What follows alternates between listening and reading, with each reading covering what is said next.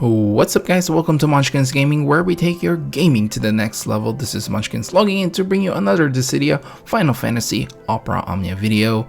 And welcome, for the first time in a very long time, is going to be a video guide on the Lufenia Plus fight for Shelke's event. This is going to be on the JP version of the game, and I just really wanted to get back into making video guides and do expect a little bit more of that, since now that I really stopped doing should you pull videos. I thought I'd reinvest my time again in doing video guides, which is something that I really wanted to do that I had to drop previously because of time constraints, because should you pulls does take quite a while, and it takes a little bit longer to make. And so that was the whole reason I had to drop the whole video guide thing. And now that I feel like a lot of the characters, or majority of the characters that are coming out or getting their LD weapon out in the global version of the game, are going to be very viable moving forward, so I thought, let's go back and doing what I usually do. And this is what I really like to do, because I like to help the community with the hardest contents in the game. So with that in mind, let's start this video. Now, before we completely start, I would just like to thank the Japanese English community of Dissidia Opera Omnia for all the information basically that you will be seeing on this video. I mainly get all my information on the Facebook Japanese English community, and if you are interested in playing the Japanese version and quite unsure about how, because you can't read Japanese, I suggest go ahead and check them out, because they do release a lot of the information that is released on the JP version on day one, so you get a better understanding of abilities, of how the Lufenia orbs are dealt with, and a lot of other team composition. So this video will not be possible without the Japanese English community, and kudos to them for all the translation. Alright guys, so the first thing that I want to really talk about is, of course, how to deal with the Lufenia orb. So the way to deal with the Lufenia orb on this particular fight is to recover 2 or more abilities at one turn. So there are a few characters. It's a very short list of characters that can do this. The first one is Agrius, which you do need to use both her abilities before you use her LD, and that way you will recover 2, because you recover 1 for her skill 1 and 1 for her skill 2, and that's how she works. The other character is Ishtala, which works the same way. You do have to use both her ability 1 and ability 2 to make sure when you use her EX that you fulfill the the orb counter. Vayne is the same thing as Ishtala. You cannot, and I stress this, and I can't stress this enough, you cannot just use their EX with all their abilities full, because that does not fulfill the Lufenia orb counter. And of course Shelke is the other character that can fulfill this role very, very well.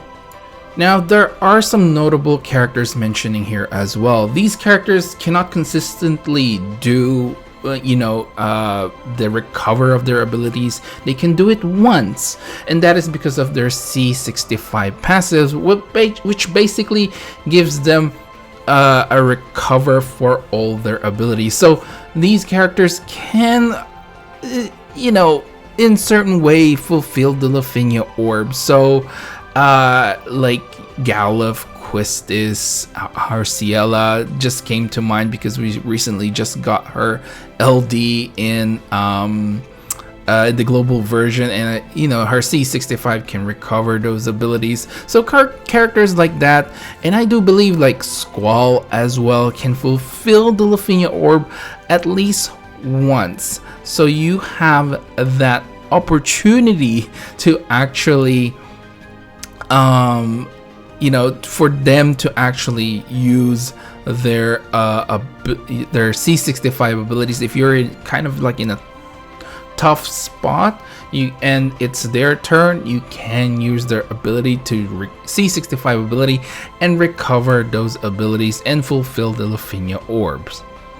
Alright, let's move on to how the fight actually works. So the boss will summon an ad, which is a little machine, at certain intervals of its HP percentage. So below 80%, 60%, 40%, and 20%. And there are ways to deal with this, and we'll go through that a little bit later.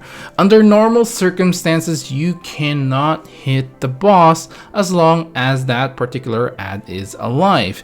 The boss will take instant turn as well when the ad takes a turn, and it will deal massive HP damage. You will notice that it will do an all attack.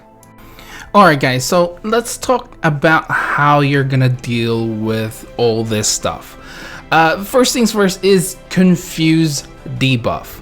It will let you hit the boss regardless of the ad being on the field or not. So this is a very, very important debuff in order for you to save a lot of turns, because if you can't hit the boss, well, the fight never ends, right?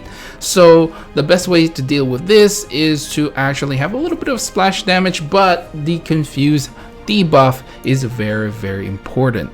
Now, characters that can apply this are Agrius, which is already one of the characters that I recommend, and Porum as well. Now Mog can do this as well. You can use him as a call ability, and you just have to make sure that the boss actually doesn't have a turn, or else the Confused debuff goes away.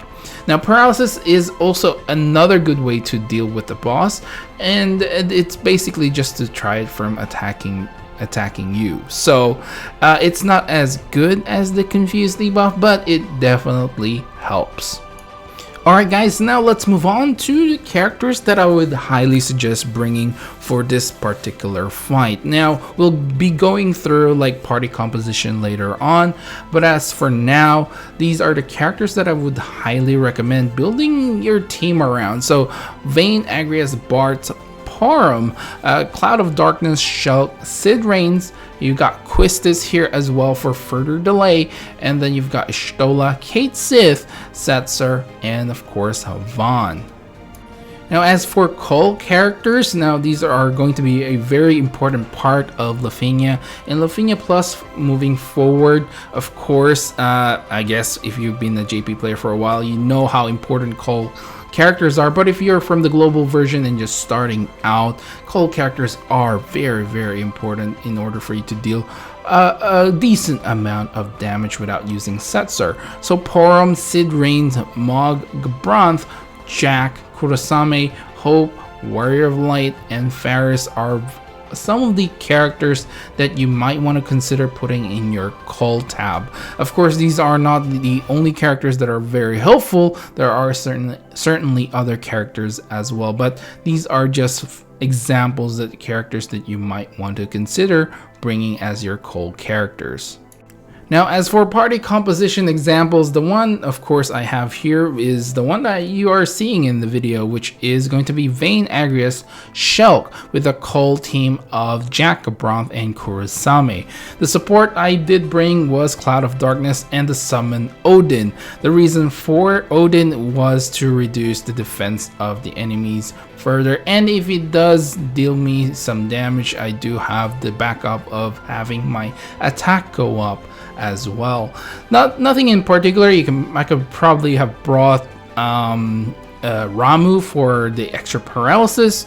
That might be worth bringing along just in case, you know, the confused setup fails, but I kind of felt like it wasn't going to happen, and even if it did, I can reapply it since I did bring Agrius along. It's not like I'm relying on just a one-off confuse. For example, if you're planning to use a Mog as your call ability, so you know that's gonna be a one-time thing, so it's probably better if you have some sort of backup if you are planning to use that particular call or party composition. Now the next one I have here is going to be Vayne, Cloud of Darkness, and Bartz with a cult team of Mog, Kurosame, and Sid Reigns with a support Sid Reigns and Ifrit for the summon. This is I'm going to credit Oky Gilang. I hope I pronounced that right. I came across his video, and I'll leave his video in the description below. And I was quite surprised with this party composition, of course, because I was like, hang on, it's only Vayne that's going to be doing the, the orb counter. I think I want to see this video. And to my surprise, it is a very, very offensive orientated, party composition. But nonetheless, it still worked. So if you do have these compositions and you don't feel like pulling for Shelke, I think this is worth considering. Now, as for the other compositions that I have here, it's going to be a mix and match.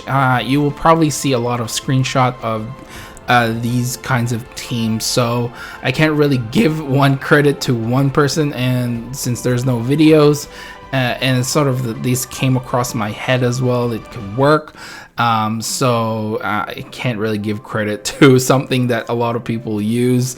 And so for the main team, I have Sid Reigns, Ishtala, and Agrius. Again, taking advantage of that confuse. You really want to have that in your arsenal, basically. So Cole team is going to be Kurosame, Sync, and Hope. Hope is here for the magic damage that you're going to be dealing as Sid Reigns, and of course Ishtala is a little bit there, but the main reason why you have Hope is for that extra magic down, as you all guys know.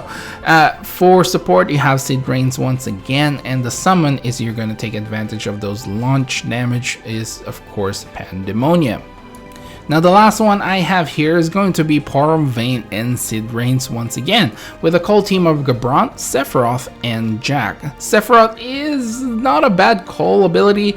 You do have that golden debuff that is very nice. Of course, Jack and Gabrant are pretty self-explanatory at this point, especially if you've been playing JP for a while. But if you haven't, Gabrant is actually a very good call, and Jack, of course, if you've been playing global for a while, you know how important his debuff is.